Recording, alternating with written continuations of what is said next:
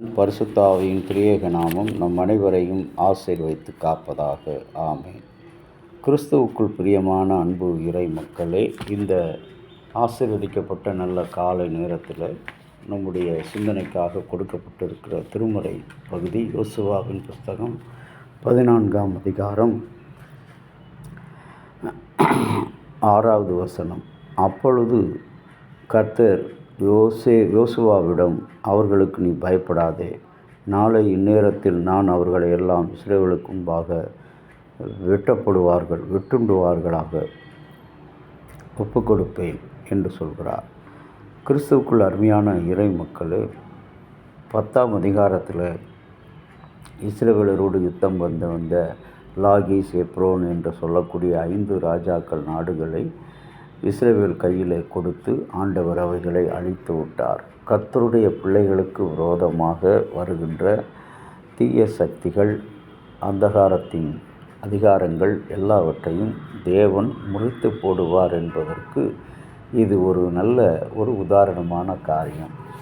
அன்பான இறை மக்களே, அதற்கு கடவுள் நமக்கு எதிராக வருகிறவர்களை முறித்து போட, அழித்து போட, வெட்டி போட நமக்கு ஒரு கண்டிஷன் வைக்கிறார். யார் ஆண்டவரை அதிகமாக பின்பற்றுகிறார்களோ, கடவுளுடைய ஊழியர்களை அதிகமாக கனம் பண்ணுகிறார்களோ. இந்த மக்கள் இஸ்ரவேலர்கள் யோசுவாவை அதிகமாக கனம் பண்ணினார்கள். அவருடைய வார்த்தைக்கு மதிப்பும் மரியாதையும் கொடுத்தார்கள். அந்த யோசுவாவினுடைய வார்த்தையை கீழ்ப்படிந்த அந்த இஸ்ரவேல் மக்களுக்கு தேவக்கரம், தேவ கிருபை ஒவ்வொரு நாளும் கூட இருந்தது. 5 ராஜாக்களையும் தேவன் அவர்கள் கைகளினாலே, இஸ்ரவேலர் கைகளினாலே, லாகீசு, எப்ரோன், மக்தோத் என்று சொல்லக்கூடிய 5 வித ராஜாக்களையும் அழித்து மீண்டுமாக 11ஆம் அதிகாரத்தில் ராஜாக்கள் வருகிறார்கள். மலை நாடுகளிலிருந்து அந்த இஸ்ரவேலரோடு யுத்தம் பண்ண வருகிறார்கள். நம்முடைய தகுதி என்ன? நான் கடவுளிடத்தில் ஒன்றை கேட்கிறேன், அதையே நாடுவேன் என்று பாடுகிற நம்முடைய பாடல், அது வெறும் பாடலாக, வரிகளாக, எழுத்துக்களாக இல்லாதபடி வாழ்வின் அர்த்தங்களாக, வாழ்வின் அழுத்தங்களாக, மனதின் நம்பிக்கையாக இருக்க வேண்டும். அதைத்தான் ஆண்டவர் இந்த நாளில் எதிர்பார்க்கிறார். ஆண்டவருக்குள் பிரியமான இறை மக்களே, இந்த இஸ்ரவேல் மக்கள் தன் கடவுளின் தாசனாகிய யோசுவாவின் குரலுக்கு செவி கொடுக்கிறார். இன்றைக்கு நம்முடைய உலகத்தில் பார்க்கும்போது ஊழியர்களுக்கு செவி கொடுக்கிற ஆத்துமாக்களை கடவுள் பாதுகாக்கிறார். ஊழியர்களுக்கு அநேக பாதைகள் உண்டு, அநேக கஷ்டங்கள் உண்டு, தேவைகள் உண்டு. ஒவ்வொரு ஆடுகளையும், ஒவ்வொரு ஆத்துமாக்களையும் அதனதன் நிலையிலே சந்திக்க வேண்டும்.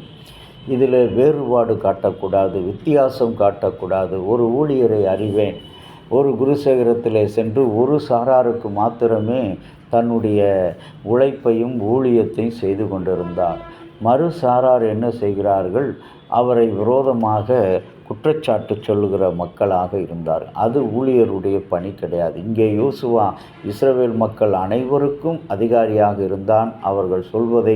அவர்கள் அனைவரும் யோசுவா சொல்வதை கேட்டார்கள். ஆகவே தான் கர்த்தரிடத்தில் இந்த ஊழியக்காரன் ஒவ்வொரு காரியத்தையும் கேட்டு, என்னுடைய அனுபவத்திலும் கூட நான் ஒவ்வொரு ஊழிய பாதையில், ஒவ்வொரு இடங்களில் செல்லும் பொழுது, ஜெபிக்கும்போது, இல்லம் சந்திக்க புறப்படும் போது, ஒரு நிகழ்ச்சியை நடத்த போகும்போது ஜெபித்து விட்டு, ஆண்டவரே உம்முடைய சித்தம் இந்த காரியத்தில் இருக்கட்டும் என்று சொல்லி ஆண்டவரிடத்தில் அர்ப்பணித்து செல்லும் பொழுது கர்த்தர் அதை ஜெயமாக மாற்றுவார். இங்கே இந்த இஸ்ரவேல் மக்களுக்கு எதிராக எழும்பின அந்த தீய சக்திகளை அவர் ஆண்டவரிடத்தில் கேட்கும்போது, நீ அவர்களுக்கு பயப்படாதே, அவர்களை நாளை நேரம் உனக்கு முன்பாக வெட்டுப்பட்டு போக ஒப்பு கொடுப்பேன். இன்றைக்கு நமக்கு விரோதமாக எழுகிற தீய சக்திகள், அந்தகார சக்திகள், பிசாசின் அதிகாரங்கள், நோய்கள், வியாதிகள், பிரச்சனைகள் எல்லாவற்றையும் கர்த்தர் இன்றைக்கு வெட்டி போட அவர் ஒப்பு கொடுக்கிறார். அந்த சிந்தையோடு கடவுளை நோக்கி பார்ப்போம்.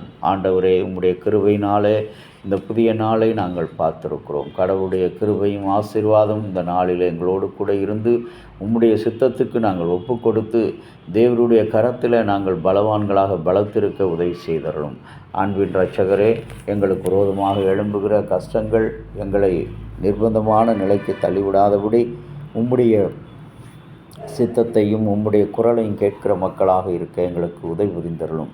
இறைமகன் இயேசுவின் வழியாக வேண்டுகிறோம் நல்ல பிதாவே, ஆமேன். தந்தையாகிய கடவுளின் அன்பும் மைந்தராகிய இயேசுவினுடைய அருளும் பரிசுத்த ஆவியினுடைய நல்ல உறவும் பாதுகாப்பும் அனைவரோடு கூட இருப்பதாக. ஆமேன்.